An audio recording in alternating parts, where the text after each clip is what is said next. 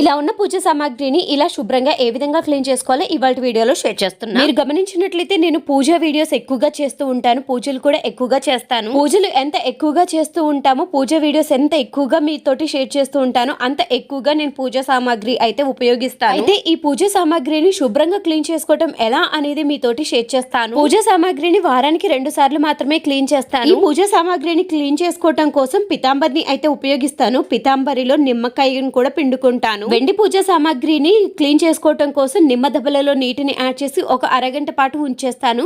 అవి శుభ్రంగా క్లీన్ అయిపోతాయి. పితాంబరి నిమ్మకాయ పేస్ట్ ను స్క్రబ్బర్ కొత్తది తీసుకొనేసి చక్కగా అన్ని పూజ సామాగ్రికి అప్లై చేసుకుంటాను. ఈ పూజ సామాగ్రి మొత్తం క్లీన్ చేసుకోవడానికి 30 నుంచి 40 నిమిషాలు అయితే టైం పడుతుంది. అన్నిటికీ పితాంబరిని అప్లై చేశాక షింక్ లో వేసేసి శుభ్రంగా ఇలా అన్నిటిని కడిగేసుకుంటాను. కడిగిన వాటిని శుభ్రంగా కాటన్ క్లాత్ తో తుడిచేసుకుంటాను. చూసారా ఎంత శుభ్రంగా ఉన్నాయో. కంప్లీట్ లాంగ్ వీడియో అప్లోడ్ చేసా మన ఛానల్లో చెక్ చేయండి.